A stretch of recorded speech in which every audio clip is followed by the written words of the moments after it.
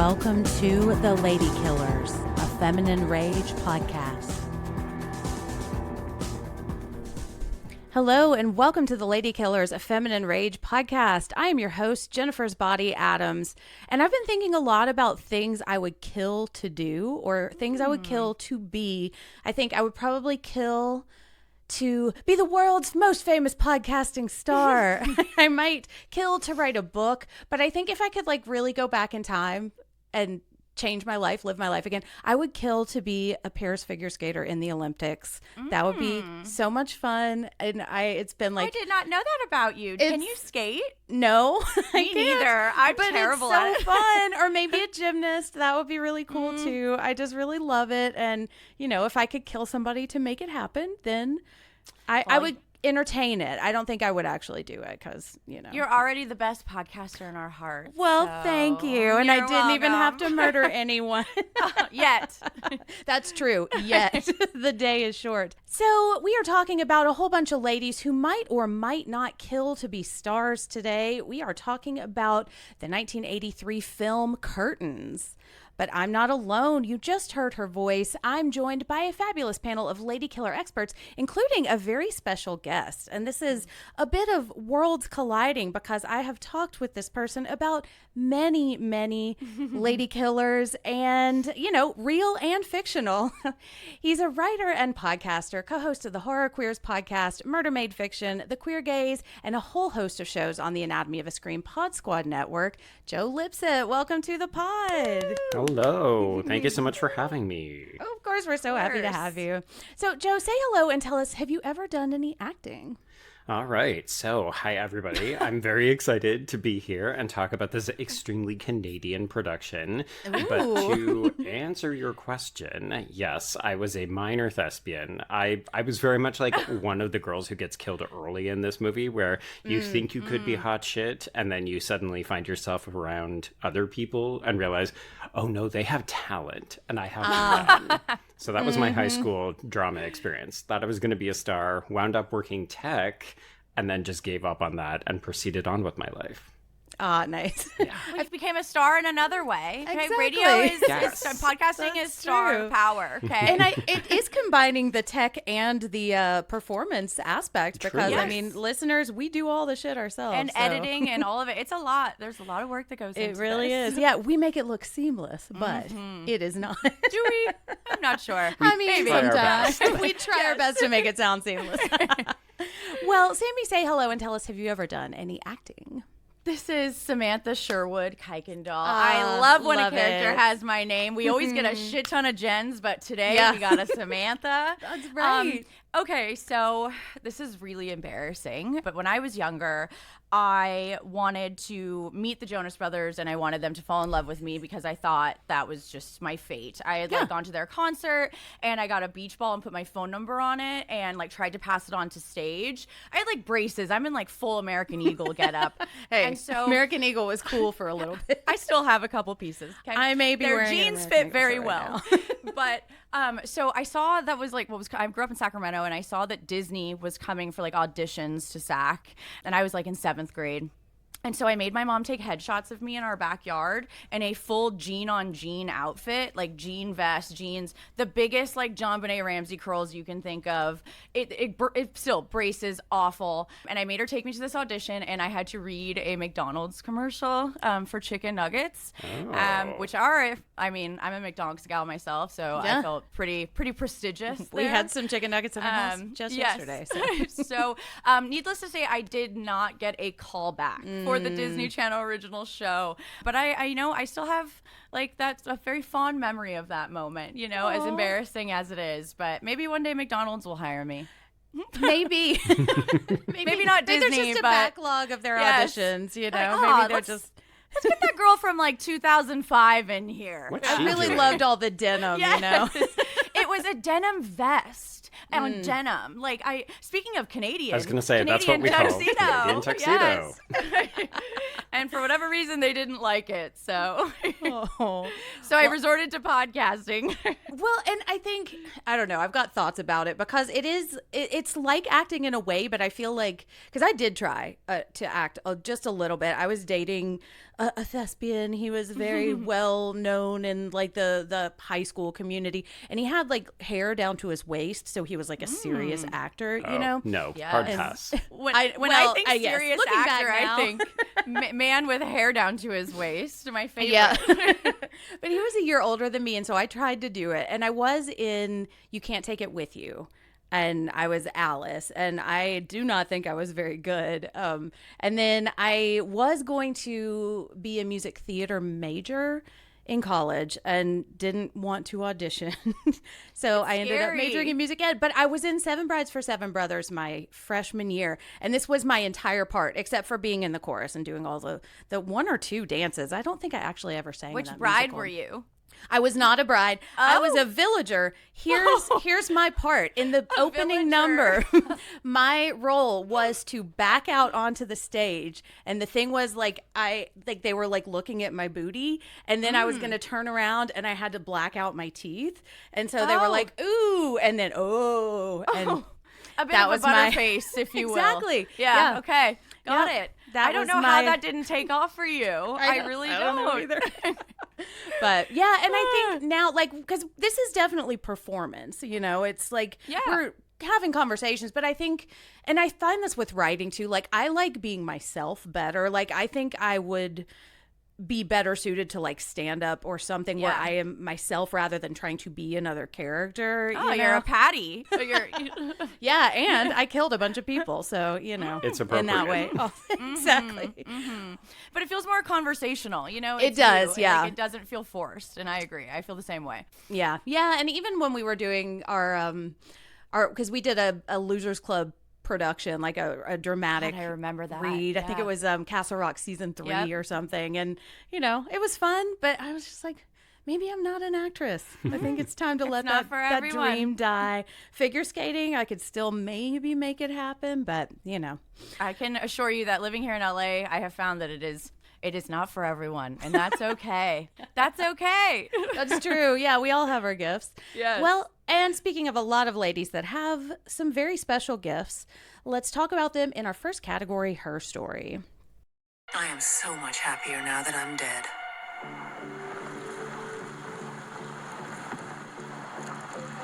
Technically missing. Soon to be presumed dead. Gone. And my lazy, lying, cheating, oblivious husband will go to prison for my murder. And this is a section where we tell the story of the film. Spoilers abound, so listen at your own risk. Samantha Sherwood is a renowned actress preparing for the coveted role of Audra, but her director, Stryker, isn't satisfied with her performance. And I immediately think of like X-Men whenever I hear that. Yeah. Sorry. So like the whole time I was like, Stryker. And he even kind of looks like Brian Cox a little bit. in Yes. that one. Yeah. Yeah. Yep. So Stryker takes Samantha to a residential treatment facility where he has her committed against her will. But it's all a bit of method acting. In order to fully understand the role of the mentally ill Audra, Samantha will pretend to be a patient at this mental institution to see what it's really like. But each time Stryker visits, she seems to be worse, and he eventually just leaves her there because he's holding a casting call for Audra, even though Samantha bought him the rights to the story. Outraged, she breaks out of the institution and begins plotting her revenge. Cut to a sad stand-up stage. Patty is about to go to a casting weekend at Stryker's house where 6 women will fight for the part. Meanwhile, Amanda is reading the script when a rapist breaks into her apartment. But this is another fake out, and it's actually her boyfriend and some sexy role play. But later, a killer really does break in and stabs her to death while wearing an old hag's mask.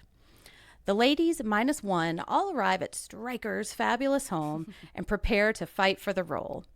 Brooke is a veteran actress who doesn't read without an offer, and I love her. Patty is a wisecracking comedian. Lorianne is a dancer. Christy is a figure skater, and Tara is tall. The most important thing of all. Exactly. I know. She also has I sex in a wish. jacuzzi. That's very That's important. true. know, That's we've- true. Yes. After swim fan, and we've like established bad idea. Don't have really sex in the bad jacuzzi. idea. Yes, Yeah. jacuzzi foreplay. Get out good. of the casting jacuzzi. Get out of it. Not good for several reasons. Yes. But everyone is surprised to see Samantha show up and insist that the part is hers. The next morning, Christy is figure skating on a frozen pond when the hag mask killer makes her move. Later, Brooke sees her head in the toilet, which felt so rude. It's like, if that's what happens to my head, then I'm going to haunt somebody. But Stryker gaslights Brooke into bed. The killer picks off Lori Ann, then shoots Brooke and Stryker out the window. Panicked, Tara runs down to the prop closet / prop dungeon where she finds everyone else's bodies, but the killer finds her there and she becomes the next to die. Now, the only ones left, Samantha finds Patty opening champagne in the kitchen. Samantha admits that she killed Stryker and Brooke, and we learn that Patty killed everyone else. Desperate to get the part, she stabs Samantha too. Next, we see Patty performing Audra in the same residential treatment facility where Samantha was committed. And the curtains fall. Okay, so Joe, you suggested this film. What is your story with curtains? All right. Yeah, this is a very fun, not great movie. That's why I led with the fun, because Yeah. if you go in expecting a gem, you probably will be disappointed. But to me, this is a bit emblematic of a lot of Canadian horror films that are made around this time. So this is a tax shelter film. So basically, the Canadian government invests in productions, like it's part of our national arts initiative. But specifically during the period of like the last couple of years of the 70s into the first couple of years of the 80s, they allowed people to claim 100% tax rebate. And what happened was Americans came north and they flooded the market with these like super cheap horror movies, which is how we get things like Prom Night and Terror Train and April Fool's Day and Happy Birthday to Me. And They wanted in on it. this movie. That Yeah. certainly sounds like us, you know? An American thing? Yeah. Nothing has changed. Yeah. So I originally was going to write my PhD thesis on like a variation of this because they tried to do it again in the 90s in a different fashion. So I had to go back and look at all the films that were made in this first cycle. So yeah, it was just like an excuse to watch a bunch of lowbrow Canadian slasher films. But this one always kind of had my heart because the hag mask is iconic. This figure skating death is iconic. And also just the idea that it's a bunch of women being forced to compete against each other for a man's affection. And the dude is so shitty. Yes. Oh, total asshole. Brian I love Cox that would they never. exactly, and I love that they use his like they don't even use his real name in the credits. Like, so it's like you wanted to detach away from that character so much you didn't even want to put your name on there. Do you remember the first time you saw this movie, Joe? It probably would have been sometime back in the 90s. This was like, it's got a great box art. So, you know, if you're trolling around the old video rental store, you'd see it and think, oh, I wonder what that's about. And the cover art is very misleading. You know, it's very much emphasis on the doll and the curtains, which are like, okay, well, that's kind of part of it, but not really. But yeah, I didn't really know what to make of it because back in the day, you wouldn't just hit Wikipedia to find out, oh, this had a super troubled production, which is part of the reason why the script is hot garbage, because half of these women just aren't characters, which we'll talk about. Yeah. But like the first time you watch it, you just think, oh, that's kind of a shit movie. And then you unpack it and you start to realize, oh, some of the performances are really fun. Some of the set pieces have lasted. So yeah, I always think it's a good time. And it's a movie that a lot of people don't talk about. But of course, people will talk about it more in the run up to Scott Derrickson's The Black Phone sequel, which comes out in the fall. Because there's a figure skating ice chase sequence that we've seen in the trailer, and it's clearly evoking this movie. Yeah. Ooh. I mean, you had me at figure skating sequence. Like, I had not I kept waiting for it. I was like, Exactly. where are the figure skaters the entire time until it came up? And it did not disappoint. It was Right? fantastic. Well, Sammy, this was a first watch for you, right?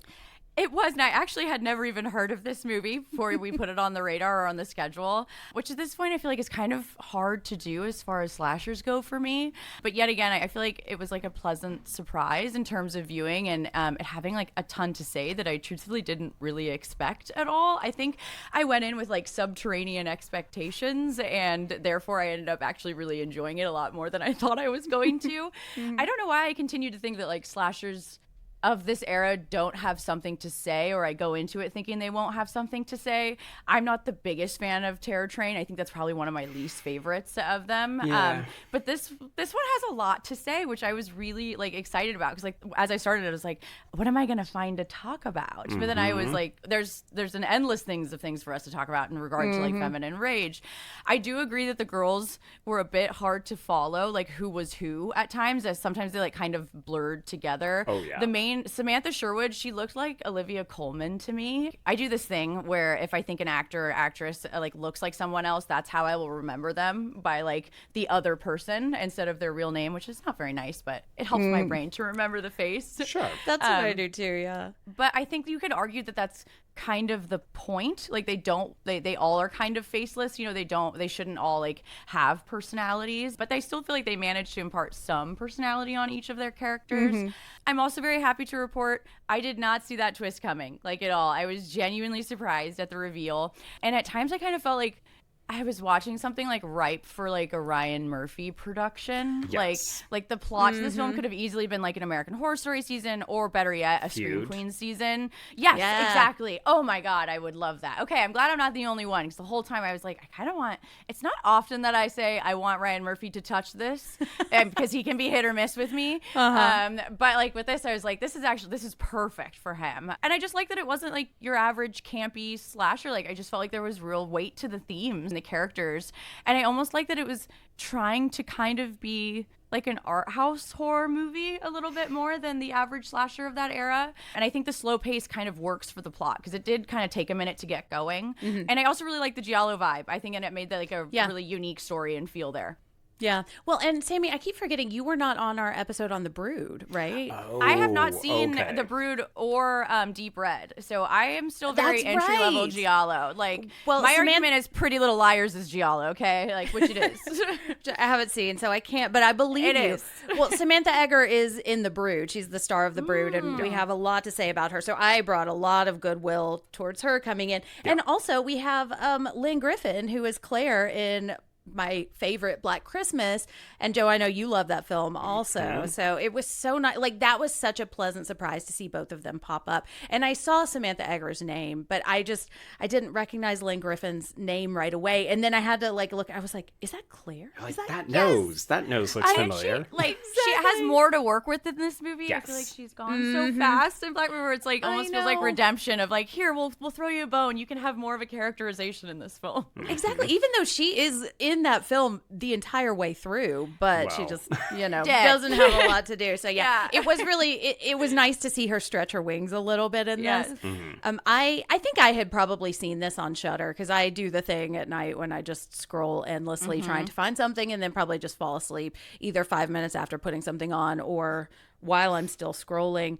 But I will say I watched this on Peacock because I was not logged So into did I. Shudder on Yeah. the TV. Could you see anything? Because I could not see a fucking thing. It was so dark. Okay, So I was dark. like, I didn't want to be like a, fucking little like bitch about it, but I was like, I can't see anything. And I watched it during the day yesterday because I need like we're doubling up this week, so I was like, okay, I need to get these movies watched for our recordings. So I watched it during the day, and I had to put all of our Close.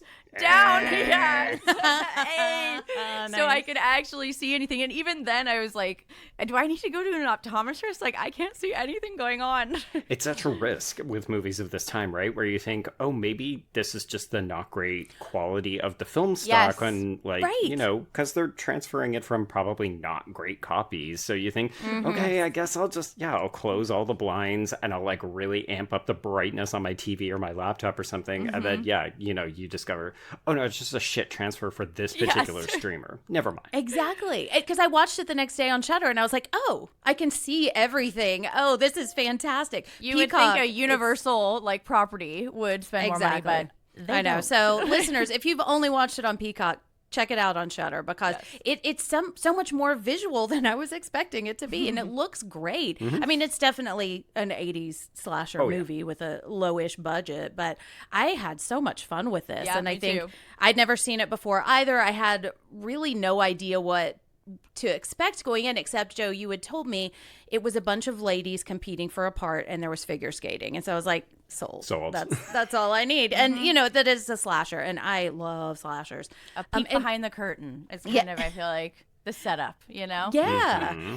And I just had so much fun with this, and I think for our purposes there's so much to say. Like, it's just a perfect movie for us. There are some things that I don't love and some things that have not aged well, but, and we'll talk about it, but it was just so much fun. I loved it so much. Especially the doll. Like, I was like, what are we doing here with what the doll? What the fuck is this doll? It just feels like scariest such an doll? afterthought. Yes, it's terrifying. At first I thought maybe someone was inside of it. Like, because it felt so like it was taking up so much space. It didn't look like a limp doll. Yeah. And then it never came back except for when she's like carrying it and running it on the ice skating rink. I was like, what are we doing with this thing? Like, how did it get put into that lady's house at the beginning? Who put it there? No, why? So, nope. Don't go for logistics with this one. No, Exactly. I can't.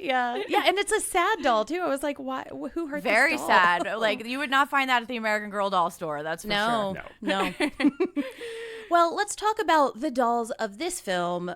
Real and, I guess, standing in a pouring road or something. I don't know. In a dream sequence. Yes, that wasn't even real. I know. Okay, normally the fake outs really start to I don't bug like me. them usually either. But I really it worked. loved them here. I was like, all right, I see. I see what you're doing, but also I don't, and I don't care because it's fun. It was self-aware, I feel like, in it. So it didn't, like, if you're self-aware, I can stomach it. But when it feels like you're doing it because you have nothing else to do, I'm like, okay, this is kind of bad writing. But it works. It works for this movie.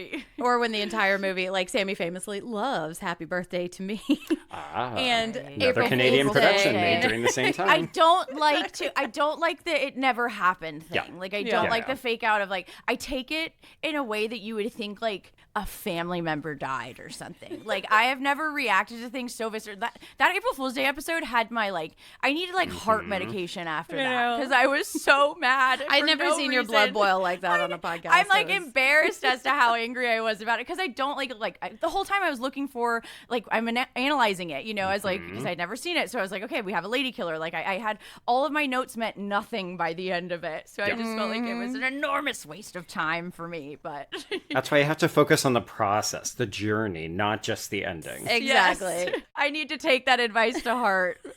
I did like it better once I knew the answer too. Yeah, That's maybe it. I would if I rewatched it, but it'll be a minute for me. Not forgiven. Well, yeah. Well, let's talk about the fake outs in this movie. In our next category, who is she? I just wish we could all get along like we used to in middle school.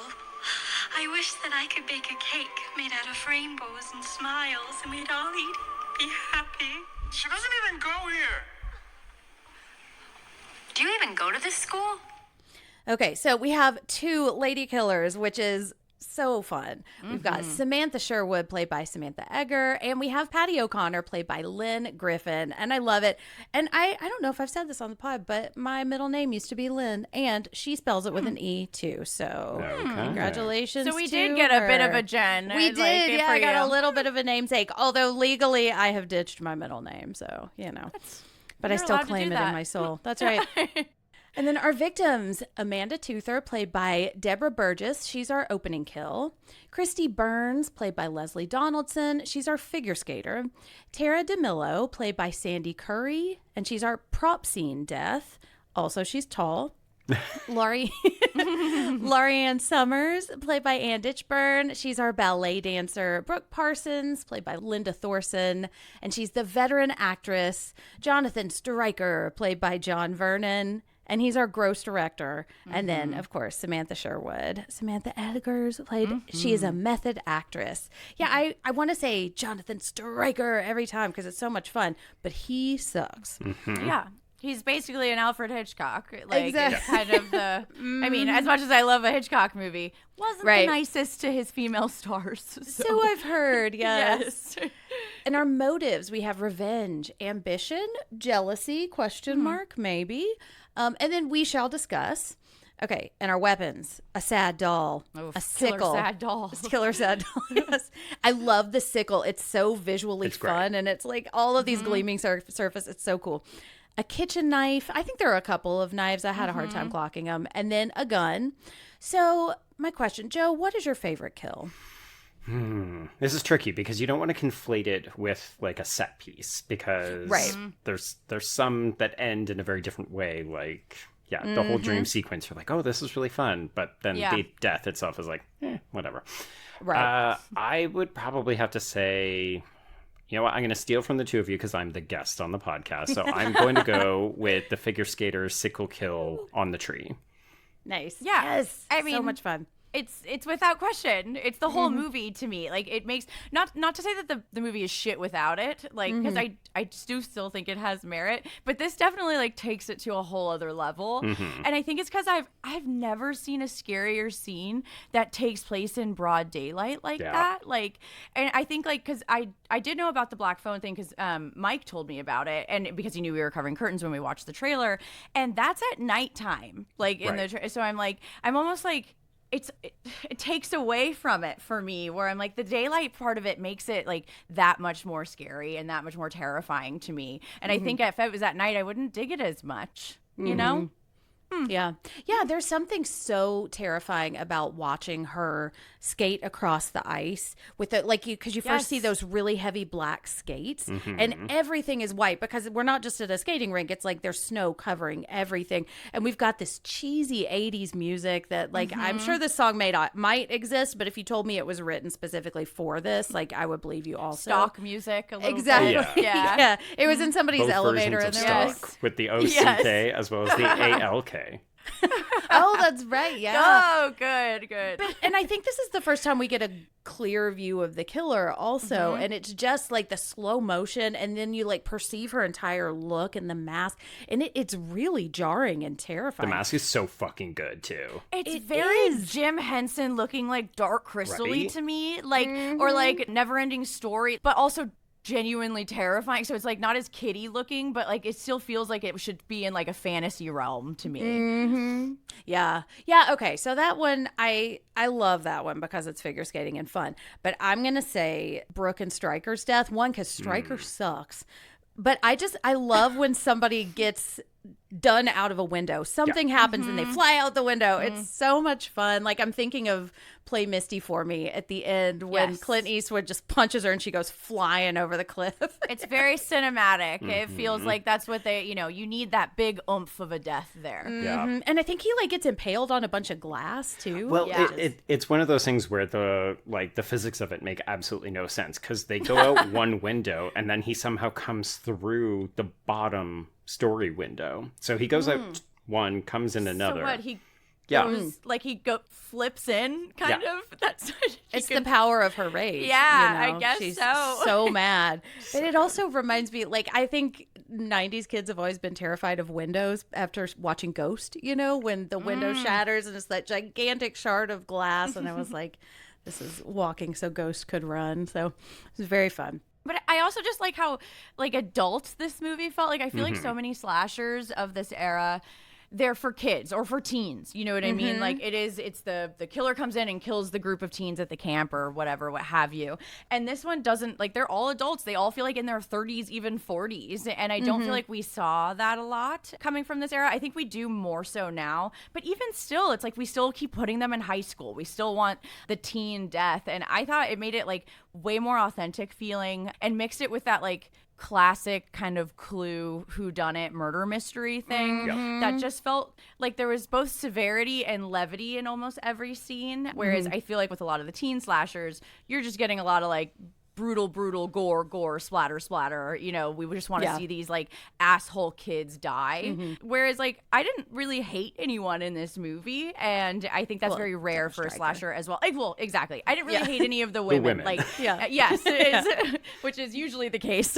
That's so funny though, Sammy, because what you're talking about is the tension between the two directors. Like it was conceived as an adult film, like or a film that was pitched towards adults that had like a giallo vibe, and then of course it's like, no, the other director wants to come in and say, actually, this isn't working. We need to make it more of a slasher film. Yeah. But I think like they kind of came together and like made an anomaly of a thing where it's like usually the two sides wouldn't make something that works, and instead it almost like catapult it to a new level, I think, by the two conflicting ways of making the film that they were coming at it at. Yeah, and it finds a kind of happy medium for me, I think, because it does have those Clue vibes. And I think that comes down to us all being in this like large fun house also. Yeah. But I love the section at the end. Like, it's just so rare that you get to really enjoy a prop closet, you know, with like a murder or a killing like chase scene through it. It was really, really fun. Which again felt very Ryan Murphy to me. Like, if you have watched Scream Queens, which I know not everyone loves, I fucking loved Scream Queens. Like, it reminded me of that. Like at the college where they would go, all of a sudden they would be somewhere where I was like, what is the layout here? What are the blueprints of where we're at? Makes like, no sense none at of it. all. Exactly. Yeah. And but like it doesn't need to make sense, you know. And in a Ryan Murphy junk, like, or you know, junket or whatever, it never needs to make sense, and I've like accepted that it won't. And so with this I was like, okay, so they got a whole thing underneath the plate. Like it felt like Phantom of the Opera was living down there or something. Yeah. Well, Joe and I have just covered American Horror Story Hotel on Murder Made Fiction, so One of we my are favorites. well acquainted with Ryan Murphy shit that Doesn't make almost sense. makes sense. But it doesn't need to. I don't even care. Exactly. It's still I don't one of my care. favorite seasons of that show. Yeah, put Lady Gaga in a dress and, Ugh, you know, so give her some good. fun nails and let her kill somebody, and I'm okay. I had such high hopes for the Roanoke season with her, and it just was a colossal letdown. I have not gotten there yet, It's but rough. we may get there because I think Ryan Murphy is stalking Murder Made Fiction, and we're going to end up covering all of that. Or at least I keep threatening to. So, well, if we were to cover Ryan Murphy shows, we would get in some kind of car and try to go down the street, but there might be a doll in our way. This is a bit of a painful transition, but that's okay. We're going to get there. We are going to get in, loser. We're going killing. This woman will soon cut, chop, break, and burn 5 men beyond recognition. And there isn't a jury in this country that will convict her. Okay, so I want to get this section out of the way. The thing that I do not like so much about this movie, I think the thing that has not aged super well. Let's talk about method acting. So Samantha has herself committed to a residential treatment facility to learn how to play Audra. I'm trying to not use the language they use in the film and try to use more modern language here. But Samantha says, if I'm going to play a mad woman, I've got to know what it's really like. And, you know, part of me likes this in theory. And I think this is, 1983? Yeah. So, Yes. you know, I get A it. whole different world out there at this point. Absolutely. I do not think we would be doing this here. Although, No. you know, Ryan Murphy might find a way to work it into one of his shows. But is this ethical? And Joe, do you think we can get behind Samantha as a protagonist? Yeah, it's a tricky thing, right? She's presented as a bit of a tempestuous woman, right? Like she's quite entitled in believing that the role is automatically hers. And it's only as we move through the film that we discover, oh, well, it's because she brought him the rights, which I think makes her somehow more enjoyable, or at least we side with her as we proceed through the film.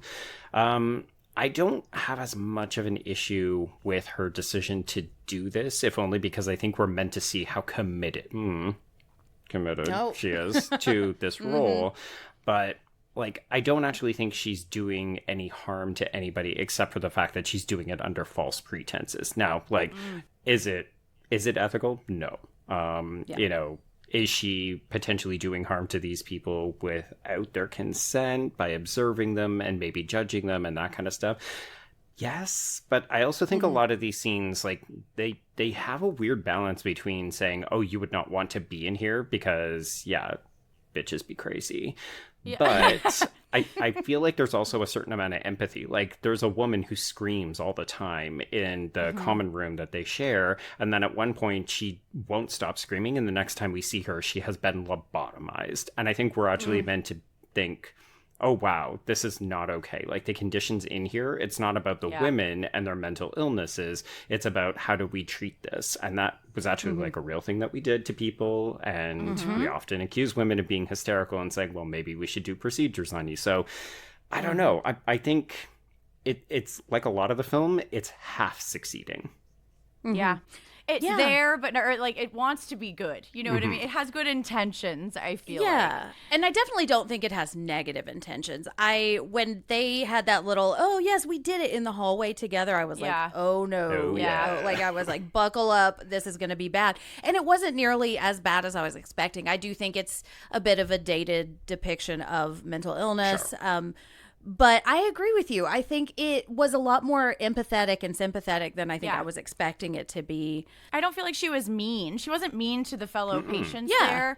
I think for me, like why I don't find it ethical is because I just think it's a waste of resources. Oh, you know, sure. like Yeah. our country's already fucked in more ways than one, but our mental health facilities are like severely lacking in funding. So I can't really support someone pulling a One Flew Over the Cuckoo's Nest just for a role. And you know, I've talked about it a lot on the pod, but like I have a huge fear of no one believing me, like if Yeah. something like this were to happen. And she's quite literally putting herself in a situation where she is documented as not being mentally well. Yep. And that will follow or would have followed her for like the rest of her life, and it could have always been used against her, and that is genuinely terrifying to me, especially as a woman. But speaking of Ryan Murphy, it's like Asylum. It's like each like portion Oh, of this that's movie I right. could relate to a season of American Horror Story. And I think Ratchet as well, right? Yes. Oh, absolutely. yeah. Because that's One Flew Over the Cuckoo's Nest.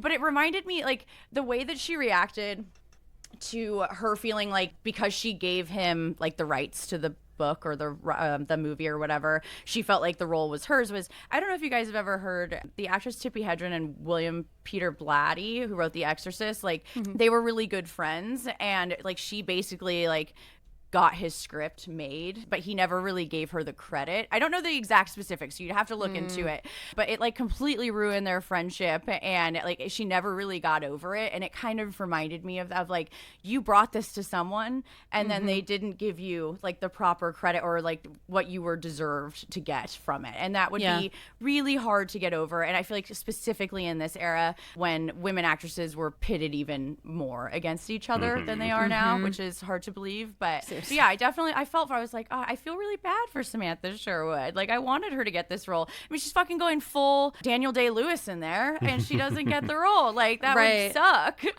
Yeah, and I think watching her, I was also like, well, can't she just sign herself out if she signed herself in? But then I was like, no, she It's needs. he It's signed like, her in. She Yeah. just had to Right. consent to it. which is just never do that, ladies. No. And I think this is based on a little bit of like fact, which is what I think Asylum is based on. Also, is Nellie Bly did this? I believe it was Nellie Bly, The journalist. Yeah, Yeah. but the reason she did it was to report on conditions in these facilities. I think the issue I take with Samantha here, and I do really like her. I agree with you. I think she got completely hosed by Stryker because Stryker's an asshole, and she had the like.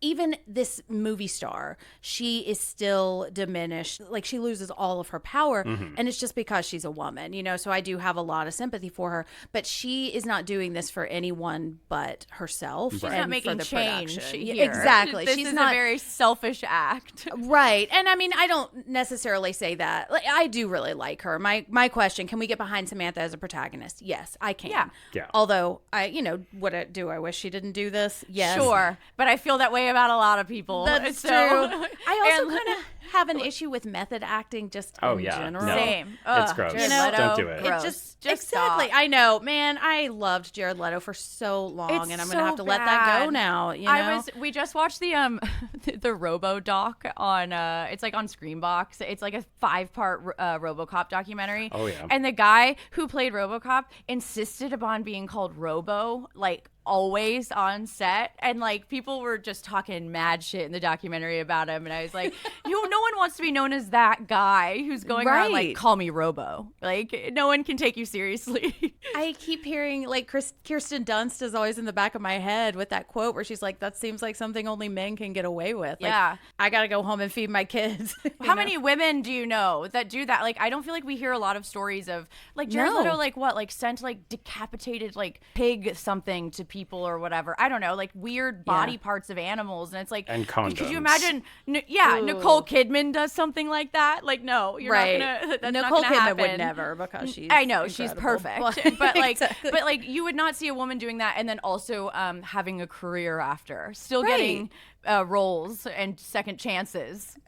Or just like dropping their kids off as Abraham Lincoln or something. You know, that's just not. But they can't all be Morbius, so I get it. That's true. All right. Well, let's talk about this mask. So, Joe, you mentioned it looks so good. It's an old woman with long hair. And the thing that I was really surprised by is that it pops up outside of the kills. Like, I was so surprised to see this mask come into these acting lessons. And then I believe it's Christy. She says, I guess you got to want it more than being loved. So I'm specifically thinking about this one scene where he is making her put this mask on and then saying, like, seduce me, use, like, you're going to be old someday, but you still have to figure out a way to be hot. So I want to talk about this scene, but also just the mask in general. Like, what does it mean to this story? Why do we think Stryker makes Samantha put the mask on? And why does Patty use it to kill? Joe, what do you think? Good questions. I think that it fits within this narrative because it's about a variety of different women who all, Sammy, I think you said they all look a little bit different, but they're all going for this same part, which I think is interesting, right? Like, it's quite an astute commentary on what women face, particularly within the working world, but then also specifically within movie making. And I think it's interesting that this idea, well, the greatest challenge that you could do as a thespian is be old and still have to act. And also, it's not just act, it is seduce me, as if being old means that you have no seductive powers or no sexual agency. And I do think that it's commentary on the fact that Samantha is clearly coded older than all of the other ingenues that have been invited to this weekend retreat. So it's interesting, if only because it's not Samantha who ultimately wears this for her kills. It's Patty. So I feel like it's Patty maybe either looking to blame Samantha or she's appropriating the sort of female rage of like, oh, well, this is like when you get old, you have no power, you have no agency. Cool. Let me just reclaim that and kill a bunch of fucking people. Yeah. There's that moment on the stairs where she starts yelling at Stryker, and it almost scene. feels me too. But it feels like she is kind of becoming not necessarily a hag, but she's letting her guard down, and she's allowing him to see her in her maybe an unladylike, An fashion, undesirable state. Yes. Exactly, and I love it. And I think with the ingenue, like they all look so similar. They've all got that brown 80s perm, which my mom had, and except Brooke is just a little bit older. Now we have this fantastic agent scene where this great guy and just the lady who's sitting in the room with him, where he's trying to convince Brooke to read for this part. And I think we can deduce that Brooke has quite a bit more status in the industry than the rest of them. And I look at the rest of them as like reflections or like tools for Stryker to say, here's your competition, because they all it against them. Yeah. Exactly, because they're all almost exactly like her, except they're younger and they Mm-hmm. each have a skill. Like if you were taller, maybe you'd be beautiful, which is why I keep saying she's tall, because I think that might be one of the only reasons she was invited here, you know? Or if you were a dancer, if you were a figure skater, if you were funny, it's like you can have these roles if you can find a way to adopt all of these parts into yourself and be younger. Question for you two. Do you think he was ever actually considering any of them, or do you think he had maybe made up his mind about one of them? Or was it just about whoever fucks me? Or like, I'm going to fuck all of them, and then I'm still going to make whatever decision I had already made? I think probably it's that part. Yeah, and what can I get away with? You know, I think so much of Hollywood and the things that we find out over time are what is being allowed to happen. And they know usually it's not right, but if everyone else is doing it and they're getting away with it, why can't I do it too? And I think he's kind of pushing the limits of what he can get away with his status and where he's at. And I do think there's like a really stark difference between not just their age for the younger and older actresses, but like what in that conversation at the table, what they're willing to do and joke about. You know what I mean? Like the two older actresses, specifically, it's Brooke, right? The one that's not Samantha. Yeah. It's like when they ask her, like, what are you willing to do? Like, what would you do for this? Like, she's the one who says, like, I would be willing to kill, but it's not like sexual in nature, whereas the rest of them are like, I'd suck his dick. You know what I mean? And I feel like that's so indicative of how we view young women and like especially, you know, then how they viewed young women of like, oh, they'll just do it because they'll get a role and that's kind of what's expected of you. It was, you know, the fact that they're joking about it in a way that makes it seem like this is how you get roles in Hollywood and you're okay with that, you know, is alarming. But I do think from like a storytelling perspective, why they put them, like why he has the mask and why he makes put on, it's like I think it was probably used as like a red herring, an additional red herring, because there's this movie is just chock full of them. So had I like not known that there was going to be a lady killer, because that's, you know, that's obviously a crutch that happens here, is like we'll get a movie that I haven't seen and I'm like, well, I guess I know there's going to be a lady killer. But had I not known that, I think I might have entertained the idea of him being the killer after that scene, or at least like, you know, seen him as a threat more than just, you know, a creepy director. Like he's always kind of stalking in the background, especially that first scene. Like I thought she was gonna die in that first scene. Like I thought that was kind of gonna be like curtains come down and she's dead when they're in the Phantom of the Opera tunnels. But I just feel like, he's always lurking around, and I feel like it's trying to manipulate the viewer into thinking he might turn out to be the killer, you know. But I think more likely it's drawing a comparison between a slasher and a director as exploiters of women, because both are kind of known to do that, again, especially in this era. Because I think even more than a red herring, it's trying to show us that the manipulation of men in power is going to kind of be the main focal point of this film. As for why I think Patty uses it to kill, which I don't know how she gets her hands on it beforehand. That's a linguist I didn't really like, because there's more than one. Okay. So she knew. That means to me like she must have gone to this castle, gotten the mask, and killed that blonde at the beginning before she even got there. So it's like, where are you getting this mask? But as for why I think she uses it, is like, I think it's like Samantha said, like you have to believe it to do it. And I think it's just her, you know, blurring the lines between art and reality and what real life is. Right. Yeah, I think he probably means to hire Brooke for it. I think this whole thing is just a way to kind of break Brooke. And I think it's interesting to look at these older actresses and these younger actresses, because on one hand, the younger actresses have so little power in the industry because they don't have much to their name, and they're trying to make a name for themselves, and they'll do anything or they'll kill for this role. And then these older actresses, they have acquired a bit of power in the industry, but they're also fading. They're on or we're led to believe they feel like they're on the back half of their career. So it feels like both sides of this equation are kind of scrabbling to meet in the middle and kind of maintain themselves at this peak. And I think Stryker just kind of gets off on dominating all of them. And I think that's what these acting lessons are about. And I think he's broken Samantha, and now he wants to break Brooke. And he does. And I think part of the way he does it is by gaslighting the fuck out of her in that scene, but also just being an asshole. And I think when Samantha shows up and she's like wanting to fight for the part, I think he makes her put on that mask just to humiliate her more, you know?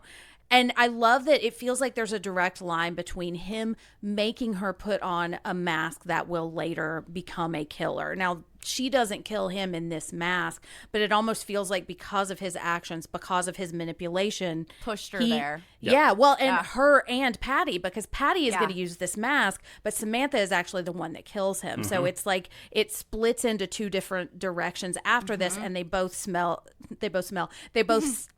death for Stryker, you know. And well, it's funny because they're jealous of each other for like different reasons. You know what I mean? Like but each group is like looking at and envious of what the other has, but it's not for the same thing. Like one is for youth and one is for reputation and status where they're at. And then the older ones are looking at them of like, well, we're jealous of how you look and where you're at in your career. So it's sad that like these two groups of women can't appreciate or learn from each other instead of immediately going to competition, Yeah. Because that would be beneficial, is to teach the next generation. Exactly. But instead they got mad and they have resentment. Yeah.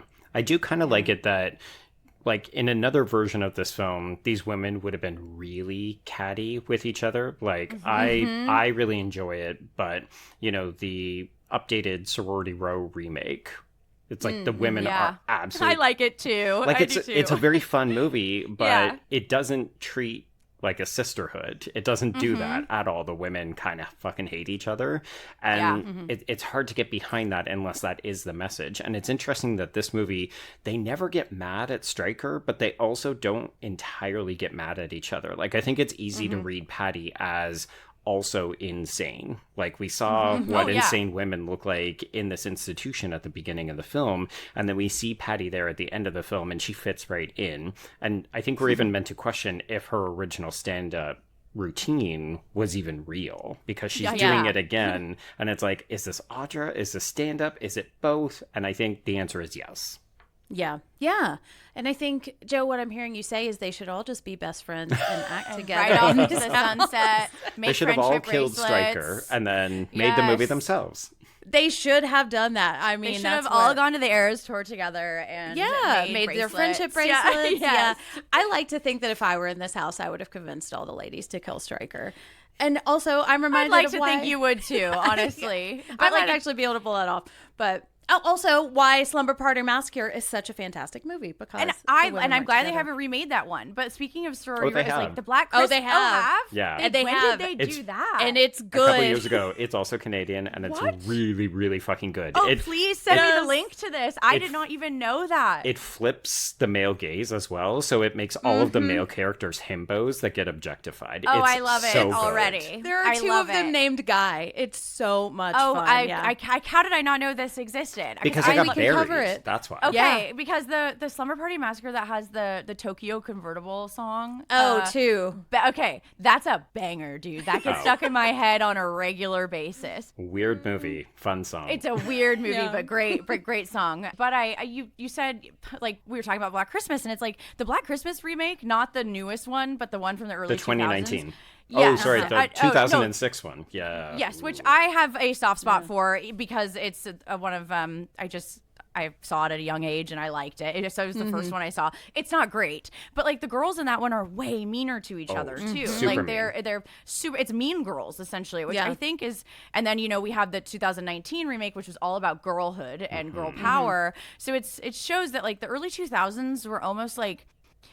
Not worse than like the 80s and but like it was certainly a really rough time for women. It was a rough time for women, yeah. And it took us a real I'm surprised at how long it took us to get nice to each other, I guess, or somewhat nice Back to to each nice. other. I mean, I think, Yes. Sammy, what you're identifying is that women directors start to take prominence. Yes. Both the Black Christmas remake as well as the Slumber Party Massacre remake were directed by women. Then that'll do it. That'll do it. And I also want to mention, Sammy, I know when you were on the Stacks, I think it was the second episode, Randall talked about Girl on Girl. Yeah, that's what he was reading. Yeah, by Sophie Gilbert, how pop culture turned a generation of women against themselves. And it's specifically talking about that time period. And I rough. mean, has Gem Bait ever Gem Baited so hard? No. So yes, No. I do have the audiobook and plan to listen to it post haste. But before we do that, let's pay some bills. All right, so let's talk about Patty. I love Claire so much. That's one of the deaths in all of horror that really sticks with me. I'm talking about her death in Black Christmas. And I was also kind of horrified by her talking about breaking a champagne bottle and then drinking out of the jagged neck. I was like, dangerous. I know. I was like, one, don't do it, but also it's kind of cool. And, It's know, rock if star. anybody could. Yeah. It really is. I know.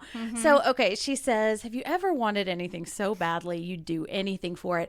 I love that she's a comedian, too, because there's this whole, like, bridesmaids thing. Can women be funny? Yep. And then she says, this is when she is yelling at Stryker, one of my favorite lines of the film. You haven't spent 5 minutes with me and now you're telling me I'm wrong for the part. Why? Because I haven't got a staple to my navel like that centerfold. Because I wouldn't pirouette into bed with you or skate on your face. I just love skate on your face because you know exactly what she's talking about. But also the image of skating over his face is great. But yet she was the one at the dinner table who had said she'd go down on him for a role, so it's like these two conflicting feelings of she's mad that she doesn't get the role, but like, and she's calling him out on it, is it because I didn't sleep with you, even though she said that she would. So it's a confusing take for her. Well, and also the two older women are the only ones who actually sleep with Stryker. It's Samantha and Brooke are the two who fuck him. Yeah.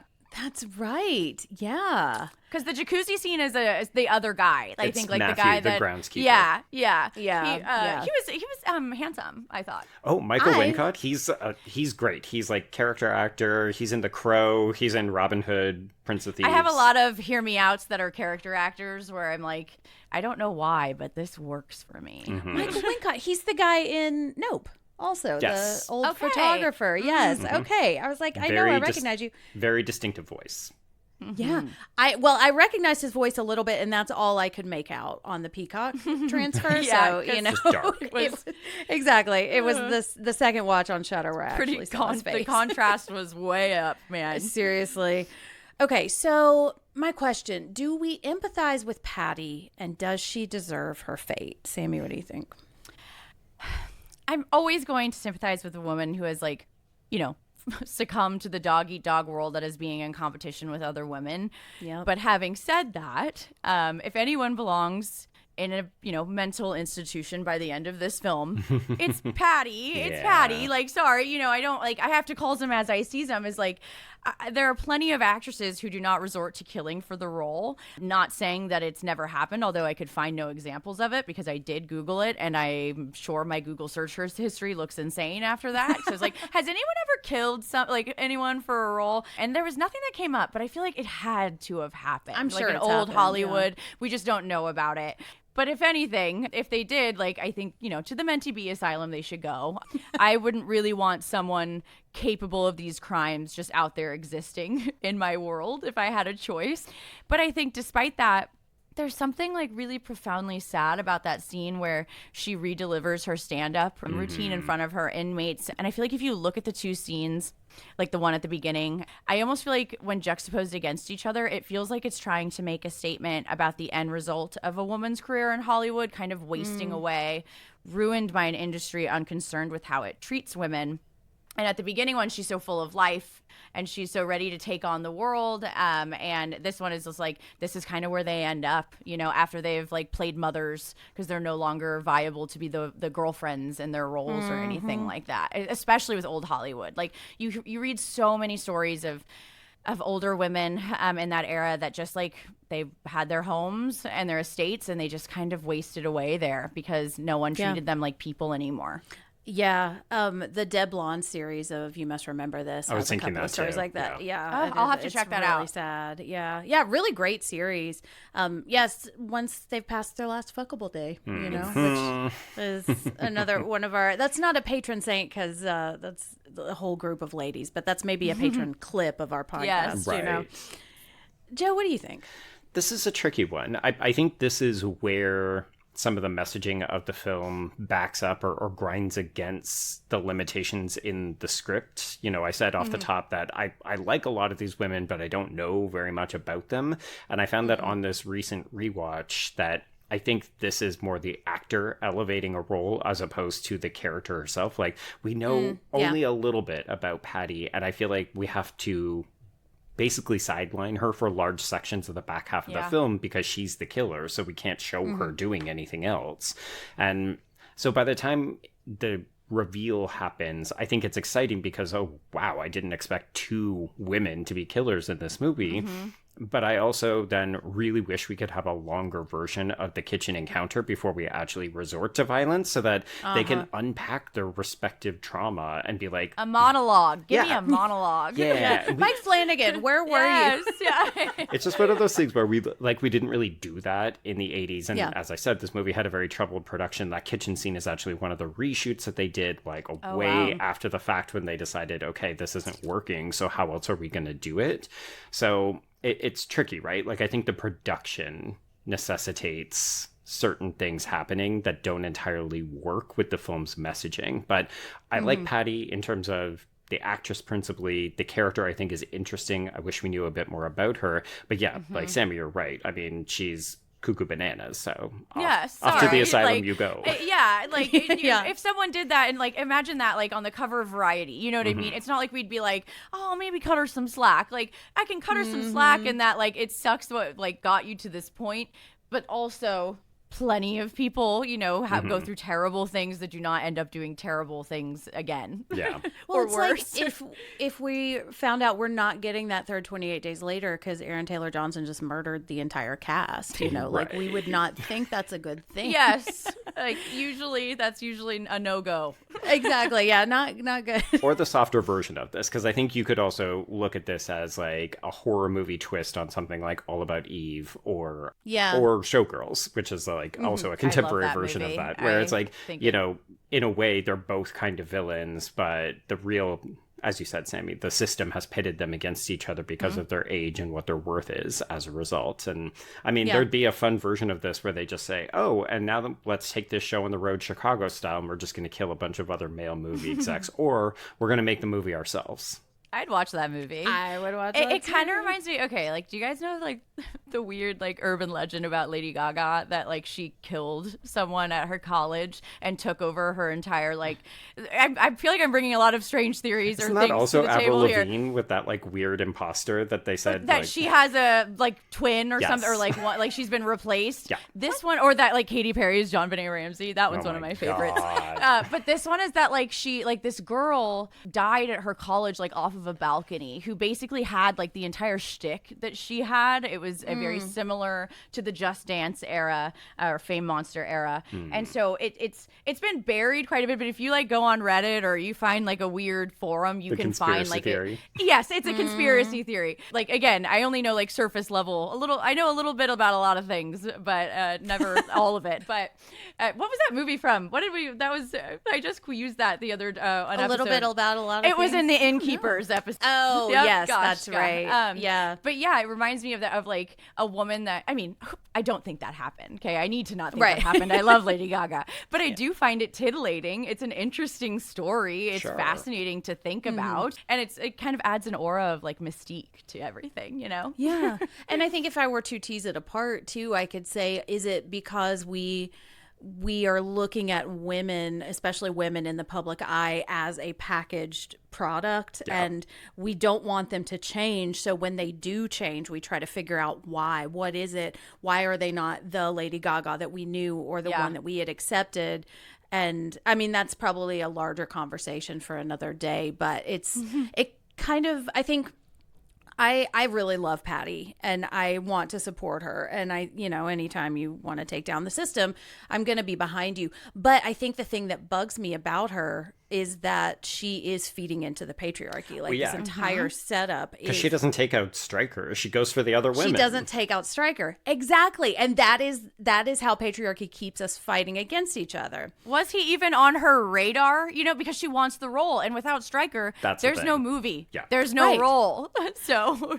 Right. Exactly. And so I think it's like in patriarchy, what it is a version of society where the father is the head or the dominant male is the head and everyone else is subservient. And that's exactly what this house is. And he is just pitting them all against each other and she's feeding into that. And I think that's what I love about having her and Samantha, because Samantha is trying to take that down. Yeah. Samantha is trying to, like, she's the one that bought the rights. So part of me wonders, could Stryker maybe not afford it, or maybe he couldn't get it for some reason, and so she is the one that was responsible for bringing this film, and then he just ditched her because maybe she's old and he doesn't want to have to deal with her having the control that buying the rights would give her, you know. I mean, she might have been a bit of a diva too. True. She could have been a diva. Not that there's anything wrong with that, but like I'm sure if it truly was her idea to do this whole like mental institution thing, I'd be like, this is a little much. Maybe I don't want to work with you, but still, that doesn't make any of it right. But I could see that being a contributing factor.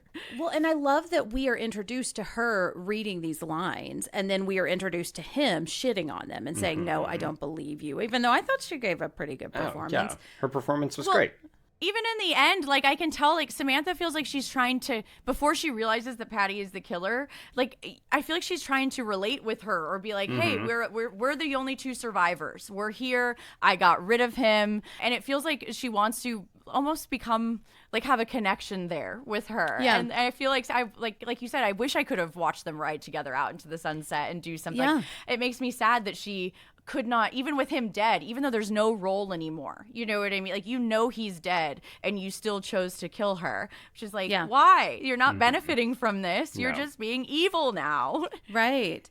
Yeah, and I think this often happens when it's a first watch for me. I kind of unpack my feelings as we're talking about the movie. And I think now what I'm really drawn to with this is I feel like it's rare that we get such a clear depiction of a patriarchal system here, where it's just the thing, and it almost feels like a bottle movie, because we have the scene at the institution and then we have the scene at Amanda's house, but after that we are entirely with this group of people and we are entirely in this house. And Joe, I hadn't really thought about wanting more of that kitchen scene. What I was thinking is, wow, the movie's over, you know. It's like it's a short movie.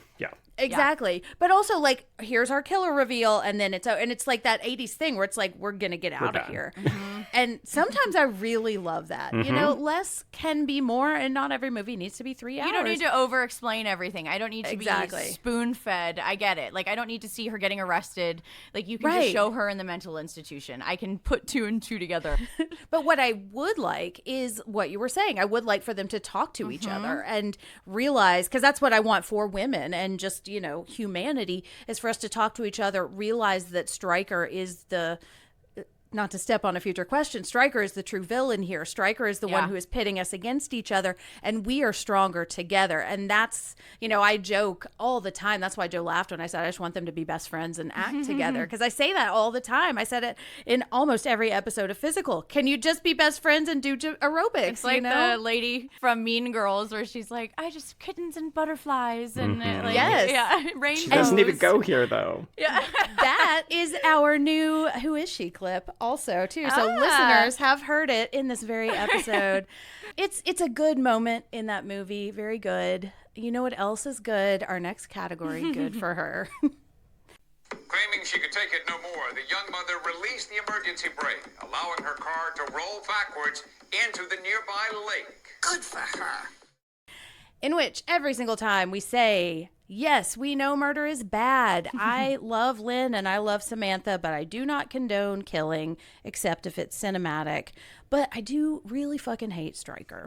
And I love that he's like almost cartoonish in how awful he is. You know, like we just don't see very much that redeems him at all. And he always feels like he's either looming or he's like creeping. Like I'm thinking of that one really upsetting acting lesson where I think it's Christy, it's the dancer.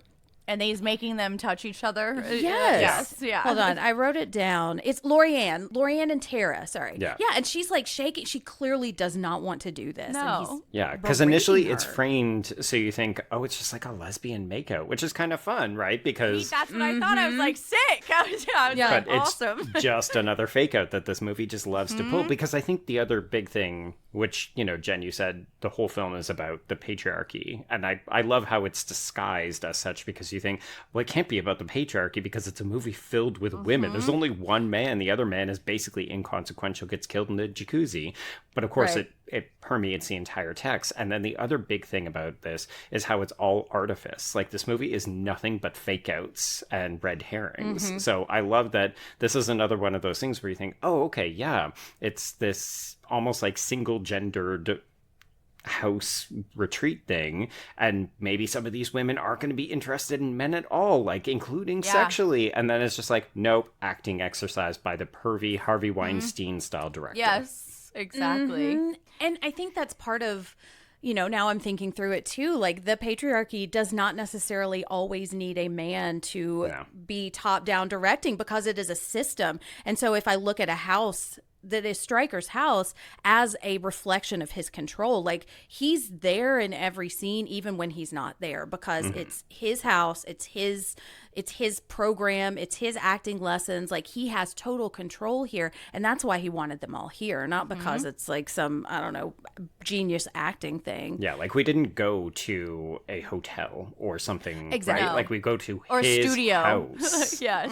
In the woods, like far away. Like he's in total control of this entire situation. Again, it's what can he get away with? What are and no one, for the most part, is saying anything. No. Like they are, like you can tell they're uncomfortable, of course. Yeah. But they aren't really, the fear of maybe not getting like the role or being blacklisted is there, and you can feel that. And so they're willing to put themselves in situations that are dangerous and, a sexual assault, like for the most, I'm sorry, that's what it is. Yeah, for that's what these it is. parts. And again, it was what we told women they had to do. We even still kind of, we still do it. We still do. But, we still do it. And so they have accepted this as it is what it is. This is what it is. This is what I signed up for. And I have no one to blame but myself, which in turn feels very victim blamey and very like, we blame like, what are you wearing type of thing, instead of like, why did the person do, we should be mad at the person who committed the act, not the people who willingly put themselves in the situation of it. Yeah. And so, yeah, I feel like they're all victims, but they all don't want to say it. You know what I mean? Like No one recognizes it. Yes. Yeah. Yes. And it can be, or they don't want to. It can be really hard to see out of that. Oh, God, and I think that's like, and I see this all the time down in the South, too. Like you don't want to admit that you've given your power away, or that you've traded it for something that didn't turn out to be what you thought it was going to be. And when you have done that and you've kind of made these concessions about maybe trading a little bit of your power, or, just kind of giving up your voice in a way, and you see other women not doing it, it makes you really angry at those women, because you're like, well, why do you get to have a voice? Why do you get to say these things? Why? And I'm a very outspoken feminist even down here, and I have some people that I know that don't like me, like I don't, or they think it's weird that I don't make dinner for the family every night. And it's because I'm they've just all like- been fed fucking evangelical brochures since they were kids, and Exactly. I mean, that's what it is. Like you do what you're supposed to do. You're the mom, and you're the caretaker, and when it's been implemented for generation after generation, it's really hard to break out of that, especially if you don't leave your hometown, or you don't expand your horizons, or you're like this group of women who doesn't pass the Bechdel test at any point, I feel like, so they've made men their center of their universe, and they're not attempting to make anything else the center of their universe, or even making room for anything else. And I understand it, because I also think it's survival. Like at one point, Christy says you have to want it more than being loved. And I think I could interpret that as you have to want it more than being respected, or being like loving yourself too, which sucks. What are you willing to put yourself through for your dream? Exactly. And I think in acting, there's not really a limit there for a lot of people. Yep. It's like water on concrete, I do love the casting jacuzzi is disgusting, but I love this line. It's like a casting couch, but wetter, because there's literally water in it. Very, very funny. Joe, is Stryker the true villain here? Oh, absolutely. Yeah. I don't always know that the film knows that. Yes. It's interesting, right? Because I do think that the film is very self-aware in terms of what these women are being asked to do. And, we talked about how at several points throughout, they seem uncomfortable, or like, during the acting exercise, during the lesbian or the faux lesbian groping, even the dinner table, like you can tell that Brooke is just like, why am I here? Because I don't normally do this, but also, why am I here? Like, why am I being made to listen to what these other women will do to get this part? So I do think that is really fascinating. But then the end of the movie, again, just barrels through to this hastily plotted conclusion. So, like, we don't even get the satisfaction of Stryker's death apart from the fact that he gets defenestrated twice. I know. I wanted to see that. We do get the satisfaction of saying the word defenestrated, which is really, really fun. It's a But tongue I wanted twister, to see but- it more brutal. Yeah. Like these women deaths are brutal, you know? So like I wanted to see like the life leave his eyes, you know? Yeah, and you want to see him know, you know, or He like doesn't feel know. regret. Yeah, he doesn't. He thinks that Samantha killed him in a jealous rage. Yeah. And, you know, that might be what she thinks too, you know, although I think there's a lot of anger and resentment and revenge there. Like, I don't know. I feel like if anything that cements his line of thinking of this bitch is crazy. So if anything Right. in his death, he is vindicated in his line of thinking that she is not well, you know? And that doesn't feel I don't like that. It doesn't feel No. good. Yeah. Well, and Yeah. I feel like Brooke probably feels that too. You know, like I'm playing my part. I'm doing what I'm supposed to do. I'm getting the role. I'm winning patriarchy now because I've climbed up above you on the ladder of power and you are jealous, so you're going to kill me. Yeah. You know, when I think it's just about so much more. And I'm talking myself into really loving this movie. And I think, you know, sometimes when it's like older movies like this that feel really feminist now, but maybe didn't so much or didn't have these really strong feminist intentions when they were written or when they were created, I think it's because they're exploring these universal truths. And hindsight too, you know, like Exactly. the things we know about like just Hollywood in general, especially then is it puts a spotlight or like a magnifying glass on what they were trying to say. And maybe they didn't even know what they were trying to say. Everything that was happening in that world was so normal to them that they're just making a movie about what it looks like to be a woman in acting. They don't know that they're making a commentary on that they don't like that. But I think now Right. that we know, we can look back and go, regardless, you are making a statement on what it's like for women in the acting universe. Yeah. Not to be too nationalistic, but I will admit that I often find there's a lot more to work with Canadian texts of this era. Yeah. Like, there's Really? there's a reason that Black Christmas is Canadian, and we have that whole abortion discussion. And yeah, like I don't think that this movie is on the same level. I do think that this is an exploitation slasher cheapie, and we're able to pick it apart because there's interesting things. And as you said, Sammy, we have the hindsight of it. But there is one other. I want to deviate from our script for just one moment because we haven't talked about Amanda, the opening kill. So she's the woman who has the dream sequence fake out, Yeah. and then she actually gets killed in her house. But like, this movie doesn't. It talks a lot about sex. We don't see a ton of sex apart from the faux lesbian makeout, but then we do have this rape fantasy of hers where she is in complete control. Her boyfriend is an utter himbo who is just doing this to please her. It doesn't seem to do Yes. anything for him. It works for her. He's And vanilla, and he's she's super like vanilla. down. But like Yeah. even like when we see they have the sex and it doesn't even look great, and she like they finish and he kind of rolls off of her, and then she says, "I'm not sure. We may have to like do more or something different next time because this isn't quite working for me anymore." And I just thought, oh well, that is super fascinating because Yeah. like what would this character have been like if she had made it to the retreat? Because she obviously is down to fuck, but also it's only under her conditions. Yes. That's so fascinating. I think, again, this is part of me kind of unpacking this. I think I was really bothered by that scene sure. a Yes, little because bit. you're It's you supposed very know? to be, I confronting. think. Because, Yeah. I mean, two things can be true, right? Like, we can be Right, really exactly. uncomfortable with the idea of that particular kink or that particular fantasy, but I'm very comfortable with the idea of a woman being in charge of her kinks Absolutely. and fantasies. I might not agree with them or want them for Share them. myself, but Yeah. we should Yeah. be, like, isn't that, what feminism is the we are given choice, and so she is able to show that she is into that. And it's probably really hard to find a man that was willing to be kind of a, not cuck is the right word, but maybe just a little Just a Her plaything. yes. Yeah. And most men, I mean, we just covered I Spit on Your Grave, where it was like a character didn't even like a woman telling him what to do, so it's interesting to have a male character here that was like, I'll do whatever you want me to do. I'll get down on my knees and bark like a dog.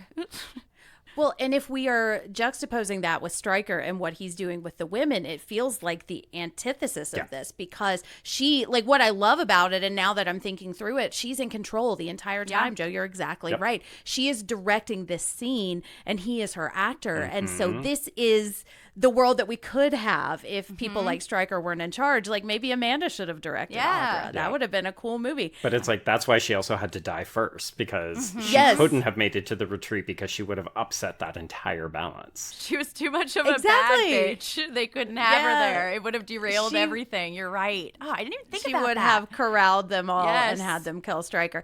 I will say, I called that as a fake out when she got out of the bath, put her pajamas on, and then put makeup on. The and full I was like, face of makeup. She puts blush right here under her neck. Chin, I know. And I was like, as someone, you know, who I've had blush blindness my entire life. I fucking love blush. I have never put it on my neck. So No, not yet. I guess not yet. See what happens. I need Hey, to get you got ready a wedding with me coming with her. up, Sammy. Yes. So I'll ask. maybe we can try do you guys it. think you could put a little rouge on my neck? Just under right the chin. here, right under the chin, you know. It is a nice little moment of ASMR horror for me also, because I love a good blush. I mean, her hair is fantastic. I have to shout it out. I do. I love her whole outfit. good. I love her whole outfit. Oh, I the, want like, that t-shirt. sporty pajama. Yes, it's Yes. so cozy. She's super cute and spunky looking. I thought she was adorable. Yeah. I was honestly like really sad when she died, because I was like, oh, I want to follow this character. But you would think with how many fucking red herrings were in this movie, by like the fourth one, I would have been like, okay, like I see it. But like they kept getting me every single time. And I think that's because I was like, there's no way they're going to do another one. Like, there's no way they'll do another one. And they kept doing it. It's running the joke into the ground, which was my absolute favorite kind of joke. Yes.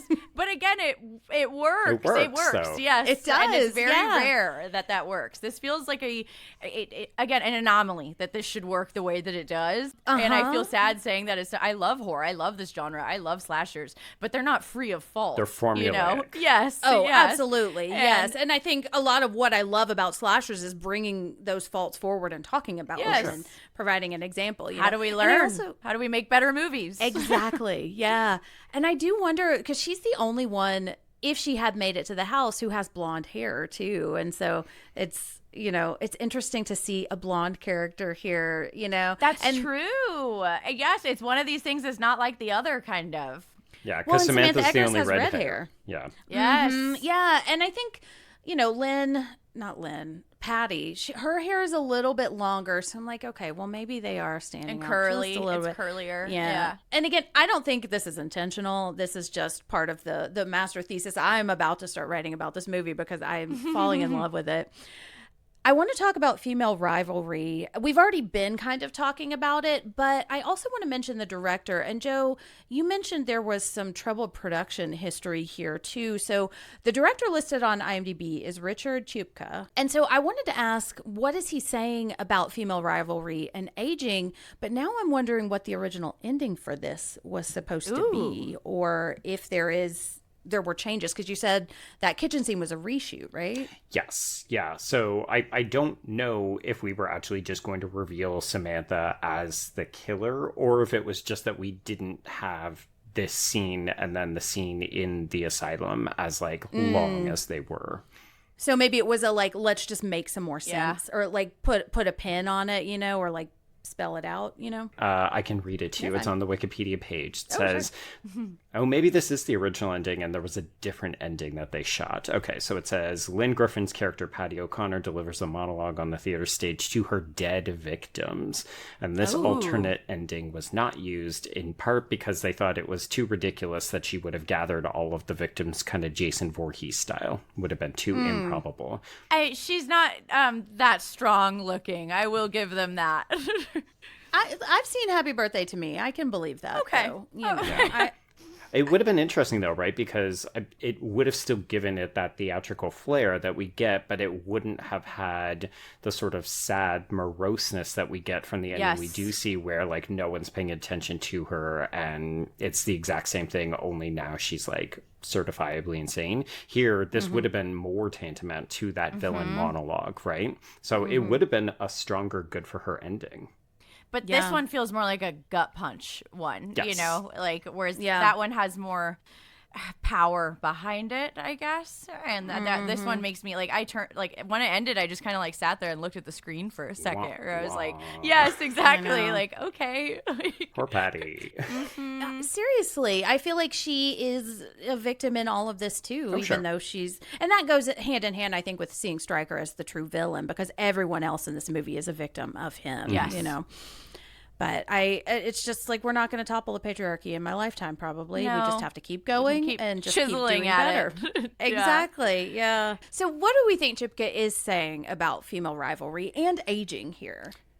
I think the old hag mask kind of says it all for me. I feel like it's sort of an encapsulation of the horrors, you know, endured by women of the world, specifically the horrors of acting. But by taking on characteristics of an old woman whose looks are, you know, deemed by the industry men in society as past their prime, it's sort of doubling down on that critique of a male-dominated industry. Like I said, you know, I've talked about it before, but here in LA, the expectation on women is fucking brutal, like nothing I have ever seen before. And we can, you know, pretend things have changed, but I think if anything, we've gotten more creative on how we uphold We just hide it. Yes, exactly. We hide it. We know how to uphold these traditions in Hollywood without them being in the public eye, I think. Because, you know, the film industry is still to this day a very male-dominated industry. And I think that these patriarchal manipulations that we're talking about of the actresses by men in higher positions, they're always going to turn women against each other. It's still going to be an ongoing issue because we're kind of and I think sometimes both sides of us, both genders, are sometimes allowing it. You know, I'll call my own gender out sometimes. But Yeah. I read a review that stated the killer's a double-edged image, a slasher, and also the figurative internalized misogyny within the actresses, embodying fears of getting too old for a career on stage, coming to literally murder them. Stryker's entire audition process, inviting half a dozen actresses to an estate together, in and out of itself pits women against other women. The slasher aspect of Curtains is an allegory of the disturbing, vicious process through which actresses go, being part of the arts. And I was like, yeah, no, that's exactly what this film, I think, is trying to say. And again, I would like to think that they did that consciously. I'm hoping so. Yeah. A little, you know, underground. I think I was also trying to figure out a way to bring Audra into this. Yeah. You I would know? like to know what it's about. What's the plot? I think that this is a hidden version of Go Ask Alice. Okay. Which I have not read. That's the one that's the teen girl who does all the drugs, right? Yeah. And then she basically fucks up her entire life, and she gets like repeatedly sexually assaulted. But It's written by Anonymous too. That's right. Yeah, I think I've had it on my list for a while and just have never quite been in the mood for it, you know, but I also think I was imagining like more of a grande dame kind of character, like or like Jane Eyre, the wife in Jane Eyre, who's like hiding spoilers, who's been locked in the attic, you know, or the yellow wallpaper. And I think part of that is because Samantha Eggers is just a little old, like she's not a teenager, you know. And then I was also thinking, of course, about Audra in It, because she's an actress, and I was like, King's Dominion in this app. Oh my gosh, I know. I didn't even think was of like, that. I wonder if Stephen King read It or watched this before writing It, and that's where that name came from. If you guys ever interview him again, that should be at the top of the list of questions. Can you imagine? He'll be like, yes. I don't know what you're talking about. This random Canadian slasher. Right.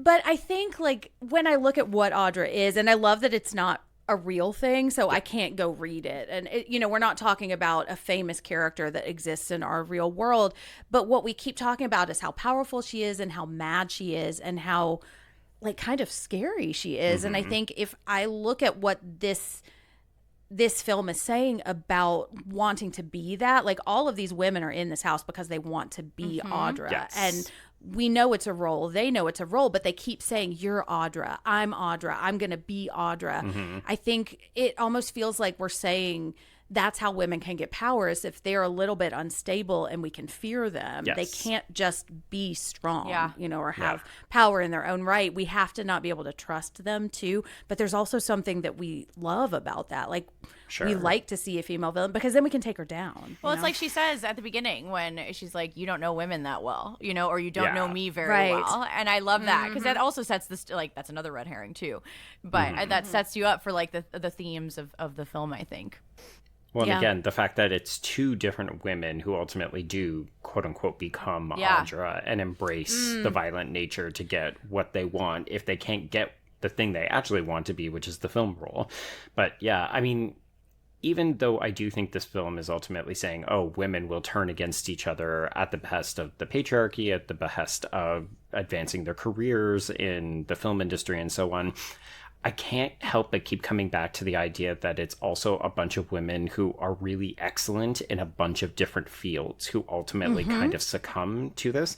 So it's not just actresses, right? It's older women, younger women, figure skaters, musicians, ballet dancers, and so on, as if to suggest that all women face these same struggles. And No matter what industry they're in. Yeah. Yeah. And that we will all become Audra if we keep living in this house of patriarchal control, you know?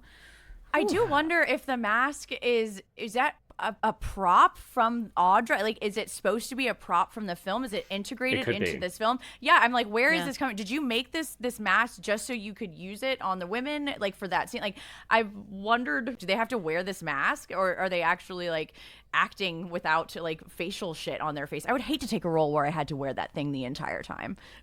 Yeah. It reminds me of the witch in Robin Hood, not Men in Tights, although that is Tracy Ullman in that role, in Robin Hood, Prince of Thieves, which I really love. It's I one have of a Mike's soft spot favorite for that movies. movie. He Michael Love Wincott, Scores, too. incredible. Yes. Exactly, yes. Man. Goes all the way to the It top. does. Well, okay, so Joe, is this good for her horror? I think we're going to have to come down on the unintentional side of it. As if you like women who kill, and if you believe that they are justified in their murders, then I think we can say this, but it's still, as much as we want to believe it, it still feels like the film itself is inherently being like, these bitches went crazy. Yes. And we're Yeah. not supposed to root for either of these women at the end of the film, I don't think. I don't think so either. But I do, yeah. kind of. Like, Yeah. you know. Yeah. When you said, if you like women who kill, it was like, check. Wow. And if you'll support them, check. But it does feel weird to say that a movie like where our lady killer succumbs, you know, to her own internalized misogyny is good for her horror. Like that Right. feels Yeah. not right, you know. But I think because we have these themes that it's trying to, you know, showcase and highlight, and that it's trying to explore, that does feel good for her horror for me. Even if the fate of our lady killer, of all of the ladies, is horrid and bleak, I can still appreciate that. But it does feel strange for me to go, yeah, good for her horror. A woman killing other women for a role, like that doesn't feel like good for her horror personified, I guess. That's Right. not like a revenge or like a and even like an I Spit on Your Grave or something like that. But none of the Yeah. men do survive this movie. We kill both men. That feels good That's for her. true. I mean, Patty is the only one. She's the only one who survives. And I think that kid who's hitting on her, he probably gets away also. And the doll. Oh, from the gas station and the doll. And Yeah, the gas the station doll. kid. The sad I just love little her in that doll. moment. It's just so much the kind of stupid humor I She's love. funny. Like, I think she's funny. She and is quirky. funny. She would have made. I would have liked her as a friend. That's that killed. exactly. Yes. And if you had told me that Claire from Black Christmas was going to be a comedian in this movie, and that I would think she was funny, I wouldn't have believed She's you. multifaceted. Okay. She is. And yeah, I think I love to pretend that the ending of movies is different than what I actually see. Like, I have a completely different ending of Black Swan, and you cannot convince me of what actually happens at the end of that movie. I, will I not can't see wait it. to talk about Well, that. we're gonna get there. But I love that But movie. I think if I pretend that they did just spend time in the kitchen, like thinking about what they had been through and seeing what Stryker had put them through, I think I can see this as good for her horror, because it is a movie that is using patriarchal power. It feels like it's exposing it, you know, and I do think that is a 2025 read. I don't necessarily think that was what was intended, but I think if I look at what is actually on the screen, I think you're right. This feels a little bit more like a good for me horror movie than a good for her horror. And we've talked about those a little bit. Like, I think I can get a lot out of this movie. Yeah. A lot more than the characters in the movie. And I always think about that quote from Barbie, which always makes me cry, but I won't cry, where she says, "We mothers stand still so our daughters can look back and see how far they've come." Like, I look at this movie and I think, Okay, well, we haven't solved it. We still have a lot of fucked up problems. But it shows growth. It does. And at least we have the language to talk about Yes. it now, I think, in a way that we didn't in 1983. And that's what feels good for me, good for her. And so that's where I think I can find some good for her flavor in there. But will we die for this movie? Let's find out in our penultimate category, Die For Me. Look at her. I would die for her. I would kill for her. Either way, what bliss. All right. Sammy, are you going to die for curtains? I think so. I'm very surprised at how much I love this movie, even before the conversation. And that just made me love it even more. I think I would die for Patty. I think she is just a regular, marvelous Mrs. Maisel up there. I loved her. I really enjoyed both sets, even though the second one made me a little sad. But I feel like this movie is very unique. And it just stands out amongst kind of the trashy shit of the genre that, don't get me wrong, I still love. Like, I'll eat that shit up. But, like, this has a bit of prestige to it, which I did not anticipate feeling. And I love that it's trying to address something that wasn't being addressed in that day and age. I still feel like, isn't being addressed. The Substance, I feel like, is probably the closest thing I've seen try to address it as of late. Or like Starry Eyes. But I thought this was a fascinating film that I did not anticipating loving as much. So I was really glad that you brought this one to the table because, like I said, I had never even heard of it, and that is embarrassing. Would you die for anyone? I'm dying for Patty. I'm dying for my comedian. Yeah, I thought she was a fucking hoot. Yeah, no, she's my gal. Even though, like, I think she's obviously a nut bar. Sorry, and like as a fellow nut bar, I feel confident in saying that. But like, those are my favorite types of characters. And like you said, like I almost wish I could, if we're gonna give this to Ryan Murphy, let's have him. I want like a Ratchet thing where it's like, give me a Patty prequel. I want to see, or like how like they did with Annie Wilkes in Castle Rock. Like, show me how did we get here? I want to see like how she put this all together and how she executed it. And then you can make it in tandem with like the story, but it's from her POV because we all know that she's the killer. I want to know more about her. I want like a secret diary of Laura Palmer, but for Patty. Sidebar, Lizzie Kaplan in the remake as Patty. Yes, there we go. That would be fantastic. Yes, and she's funny. Yes. We know she's funny. She is funny. Yes. I'm getting Ryan on the phone. Exactly. Well, we need to get this into production. I didn't necessarily love her as Annie Wilkes, but that's a whole other conversation. Okay. Yes, I think that's tough for you because you just love the OG I just so love much. Annie. Yeah, I love Kathy Bates as Annie so much. Yeah, I think I am definitely going to die for this movie. Joe, I'm going to die for you for suggesting this movie because I liked it going into this episode, and now I think I love it. I also think it has a rewatch quality. Like, it does. There's just something so soothing, but also like scary. Like there are a lot of scary and really nice imagery here if you can see it, Peacock. But I can see myself coming back to this, and I did not expect to have so much food for thought for us, for our purposes too, Yes, me neither at all. Like, you can be our Canadian horror correspondent. Exactly. If only like Our Canadian if only like correspondent, Degrassi had an episode where actually, you know what? Do they have probably some do. where a girl kills? Yeah, it's like maybe. As someone who watched a shit ton of that show, but yeah, no, like we'll have to do the other ones too with you. You brought a lot of knowledge to this that I did not know, and I usually pride myself in reading the trivia beforehand, but I've been sleepy as shit lately, so I didn't this time. So you brought a lot to the table for us. And I'm going to die for the film. I'm going to die for every character in it. I think particularly Lynn Griffin and Samantha Eggers. I didn't think I could love Samantha Eggers more after watching The Brood. And I don't think this is a better part or a better film than The Brood. No. But it was so nice to see her in a different like role also, she's gradually inching up to the can do no wrong, category for me. Joe, what about you? Are you going to die for this movie and anyone in it? I would die for this film, if only because I do think it's a lot more fun. Like, I think we've probably given it more credit than it deserves. I imagine there's a bunch of people listening to this who know the movie and like, say, come on. You are really just being very generous. But the reality is that I do think it's got the bones or the foundation of a lot of this. And I think, this is a troubled production. They ran into a bunch of different issues. Maybe there was some of that stuff that they just didn't get to film, or, you know what? they made a low-budget, cheapy slasher film, very quick to try to cash in on a loophole tax shelter thing. Either of those or both can be true, but I agree with you, Jen. I think this movie has really high rewatchability. I come back to it every couple of years. It's also fun because it's winter horror. We don't often get that. Yes. So Snow horror. Yes. a couple of really good Favorite. set pieces, and it's all ladies. Like, that's just so rare Yes. that it makes you appreciate, oh, wow, wouldn't it be nice if we just got a bit more of this? Yeah. But yeah, my MVP is Samantha Eggers, in part because she also reminds me of Julia Cotton. So Yes. maybe it's just a does hair, remind me of but- Julia Cotton. Hellraiser. Oh, she's so beautiful. Okay, yeah, no, I got it. I think Okay. it is the hair. It's that Yeah. curly hair. Brooke reminds me a lot of Julia Cotton also. There we go. You know.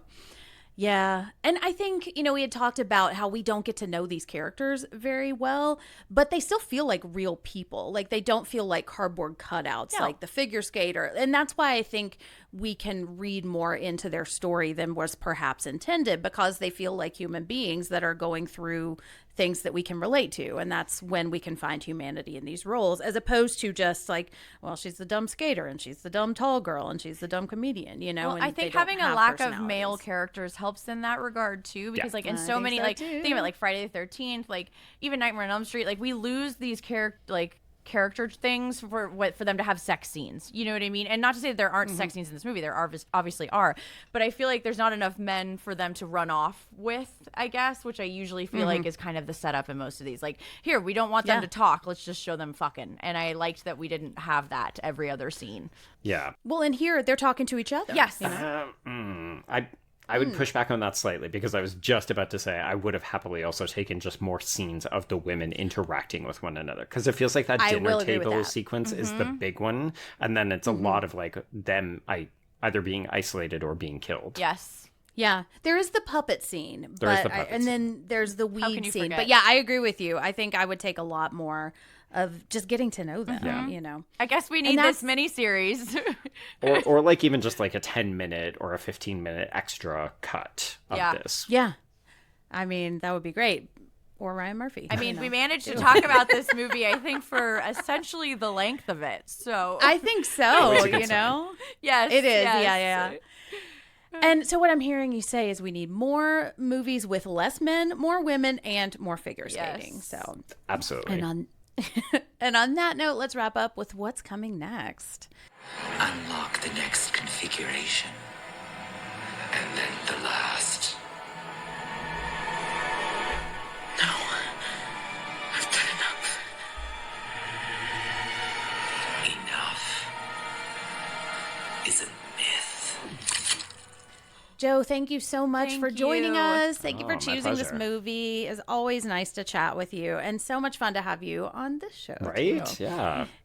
Where can we find you online and what do you have coming up? Okay, yeah. So the easiest way is to track all of my ridiculous number of podcasts. I can be reached at B Stole My Remote, and that's the letter B, or Joe Lipsett on Blue Sky. But yes, you can always catch Jen and I talking true crime adaptations. You can listen to me and Trace talk queer horror. Yeah, and then I've got a bunch of other bazillion ones that you can listen to. But fun stuff, always on the horizon. My fellow Scooby-Doo 2002 lover. I just There love we that there's go. another one out there like me that would die for that movie. I'm trying to convince us, because Daphne technically does kill someone and she kicks that guy. Okay, the Right, luchador. yes. So tell Trace if he can also email Jen to tell her that, so we can cover Daphne as a lady killer. Hey, I'm down. And I've never seen that movie. So You're you know. missing out on it's a lot of cinema. fun. Yeah. Yeah. Well, that sounds like we need to put it on the schedule right away. Please. Sammy, where can we find you online? As always, you guys can find me at SRK Doll on all of the good stuff, all of the platforms. And you can find me at Jen Ferratu. You can find me co-hosting The Girls on the Boys. We just recorded on season 2 of Banshee. That was super fun, and that show is just so hot. So, it's my jam. And actually, Joe recommended that show, too. So Look at I you have you to go. thank for that Come to me also. for I know. recommendations. That's what I'm Just a saying. tastemaker here. And then on the Losers Club, it is the summer of Stand. So all Stand all the time, which is just my favorite book in the world. So I'm loving it. And then, yes, on Murder Made Fiction, we're about to talk about sharks, and it's going to be so much fun. Yes. And you can follow the show on Twitter at The Lady K Pod and on Instagram and Blue Sky at The Lady Killers Pod. And that's it for our episode on curtains. I'm officially closing the curtains on this episode. Thank you so much to my esteemed panel and listeners. Thank you so much for joining us. If you like this episode, please give us a quick rate and review on Apple Podcasts. It really helps people find the pod, and it makes us feel good. So good. We will be back next week with another first watch for me. Me too. Okay, sorry. I see where you're covering because I get the notes, but ooh. Oh, yeah. I know. I've never And heard I of this one either. I'm excited. I watched it this morning, and I cannot wait to talk about it. Yeah. We are heading to Northern California for River's Edge. That's where I'm from. Where does it take know. place? Where is it? I think it's Okay, kind of well, like I'll find nondescript out. placelessness. Okay, well, I'm Yes. going to be like extra, my peelers peaked so I can see if Yep. I'm like, do I recognize that? Well, and that was part of our guest's suggestion is that he knew that you were from this area. So I was like, Sammy's going to like this. Yeah. Oh, yeah, it's going to be Randall Colbert. He's going to join us.